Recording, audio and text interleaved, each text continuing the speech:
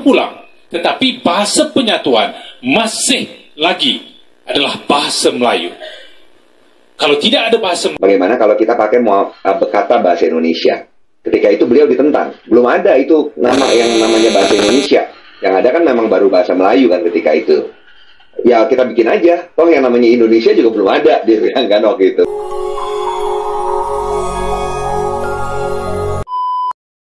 Assalamualaikum warahmatullahi wabarakatuh. Jumpa lagi dengan saya Tutur Gabut Official. The Gabut Official. Selamat siang kawan-kawan.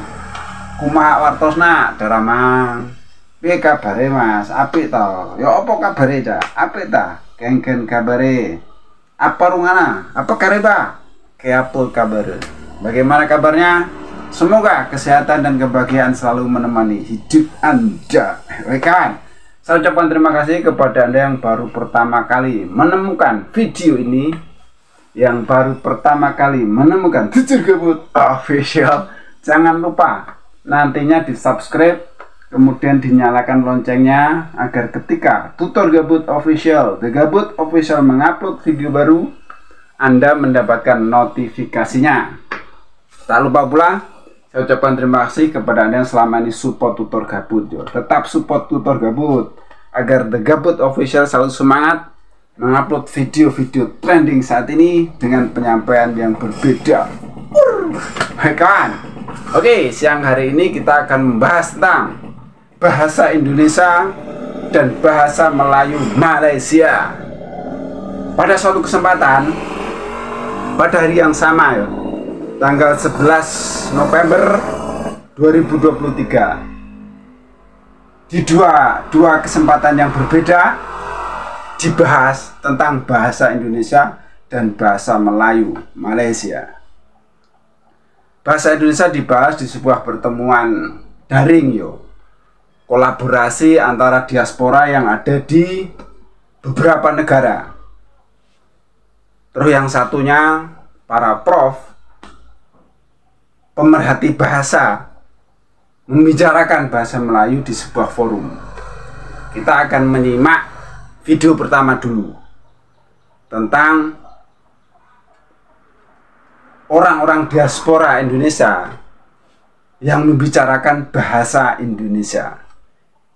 Tanpa banyak kata, kita simak dulu videonya. Saya sendiri dari London, Inggris. Ada sebuah istilah yang beberapa tahun ini sering digunakan orang, disebutnya itu linguistic marketplace atau pasar bahasa. Itu dalam dalam hubungan dengan itu dikatakan bahwa sebuah bahasa itu kemudian diminati orang ketika dia memiliki sebuah nilai tertentu. Nah, itu maksudnya percuma kita gembar-gembor bahwa bahasa Indonesia harus dipopulerkan segala macam kalau orang lain tidak merasa bahwa bahasa Indonesia itu bernilai. Semua ya itu kan mekanisme pasar ya. Orang itu tertarik dengan sesuatu ketika ada nilai tambah. Sebenarnya kalau kita lihat yang bisa dijual dari bahasa Indonesia itu adalah potensi jumlah penduduk kita. Mau nggak mau, orang ketika ingin masuk ke dalam pasar Indonesia, dia harus belajar bahasa Indonesia. Produk-produk impor misalnya yang ke Indonesia, itu mau nggak mau mereka harus masukkan label produk dalam bahasa Indonesia kan. Mereka paling tidak harus mencari penerjemah lah. Itu mereka harus lakukan. Terus tadi yang dibilang ketika ada orang Korea yang mau datang ke Indonesia, Korea dan Jepang setahu saya cukup tertib.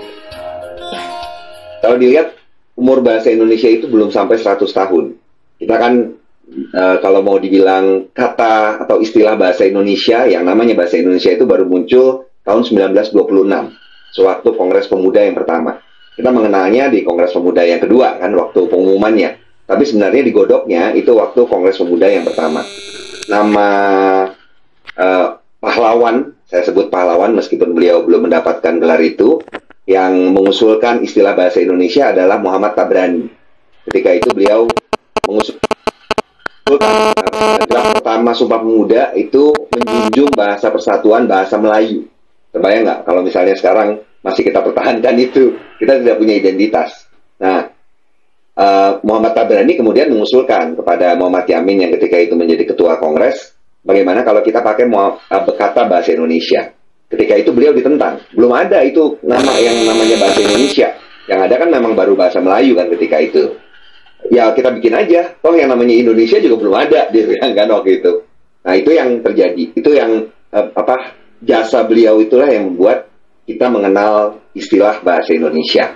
Kemudian kita sudah tahu sejarah berikutnya lah, tahun 1928 dideklarasikan sebagai bahasa persatuan, tahun 1945 dimasukkan secara de jure ya, secara de jure di dalam Undang-Undang Dasar. Itu yang terjadi kemudian.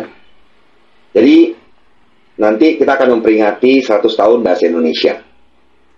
Beberapa tahun yang lalu, tahun lalu malah kalau saya tidak salah, mungkin nanti Bu Ani bisa mengoreksi kalau saya salah, itu sempat ada kehebohan ketika Perdana Menteri Malaysia menyatakan bahwa bahasa Malaysia itu akan dilayak untuk menjadi bahasa internasional. Alasannya karena dituturkan oleh 300 juta lebih penutur. Saya dalam hati, sebentar, enak aja. 330 juta itu.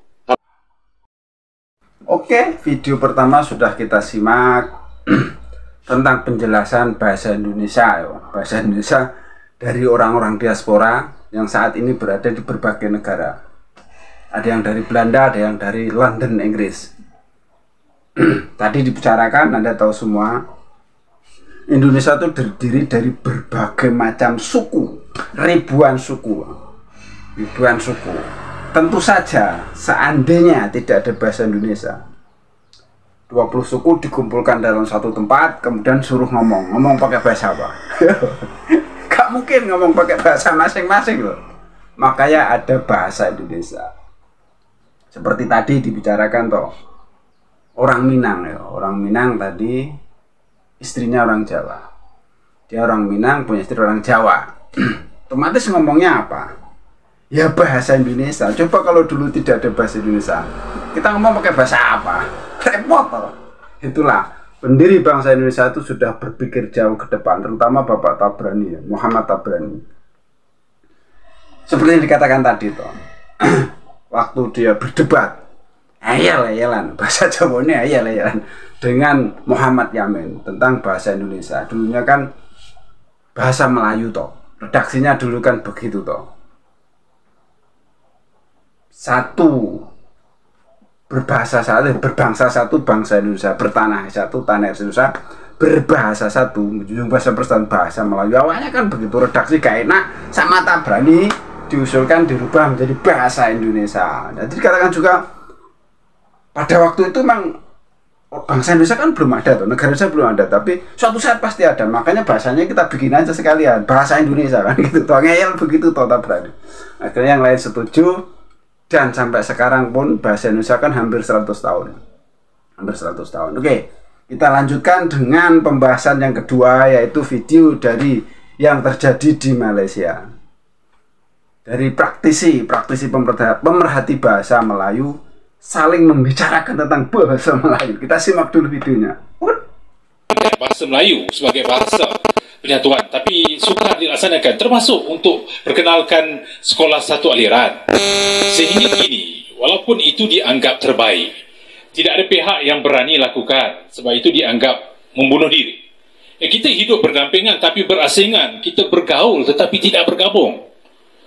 Jadi di manakah asasnya, seperti mana yang dikatakan oleh Dato' Lim tadi, pendidikan harus kita perkukuhkan. Tapi dalam kedudukan seperti itu, barangkali perlu ada pendekatan, mungkin mekanisme, strategi, intervensi yang perlu dilakukan. Formula dah ada, seperti yang dikatakan oleh Tuan Dr. Khairuddin tadi.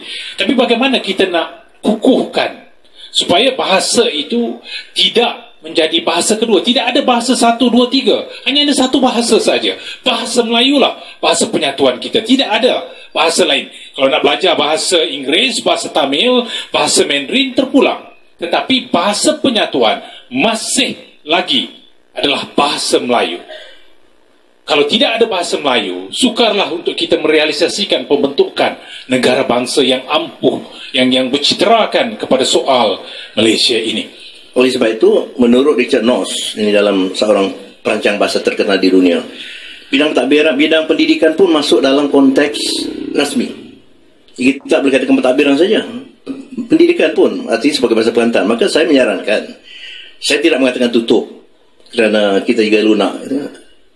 mesti diharus perdanakan sekolah SJK Sidanti dengan menambah peranan bahasa Melayu sebagai bahasa pengantar, bukan hanya sebagai mata pelajaran. Itu dua hal yang berlainan. Nah, simak sendiri toh. Akhirnya mereka juga merasa sendiri setelah beberapa lama waktu yang lalu menggaungkan 300 juta penutur.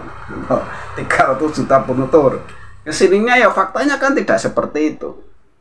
Dan banyak yang membantah juga tuh. Akhirnya ya harus sadar diri, mau nggak mau ya harus sadar diri. Tadi dibicarakan seperti itu tuh. Bahwa merintis sebuah bahasa itu tidak mudah, dan menggunakan satu bahasa dalam sebuah pengajaran dari TK sampai perguruan tinggi itu juga tidak mudah, perlu waktu yang sangat panjang, tidak instan. Mereka jadi kebingungan tuh, karena tidak bisa menyatukan dalam satu bahasa Melayu Malaysia maksudnya, tidak bisa menyatukan warga-warga yang ada, padahal sukunya cuma berapa, gak ada 10 bro. Di Indonesia tuh suku ada ribuan, tapi bisa disatukan dengan bahasa Indonesia gitu. Jadi mereka kan ya panas ya, subuh panas, siang-siang ya.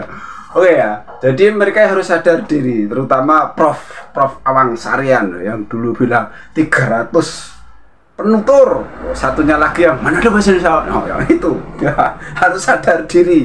Orang-orang sudah melihat dengan bukti-bukti yang ada. Oke, cukup sekian reaksi Tutor Gebut Official. Ada salah-salah kata, mohon maaf. Ada yang baik ambil sebagai pelajaran, yang jelek buang saja. Tutor Gebut Official, The Gebut Official. Wassalamualaikum warahmatullahi wabarakatuh.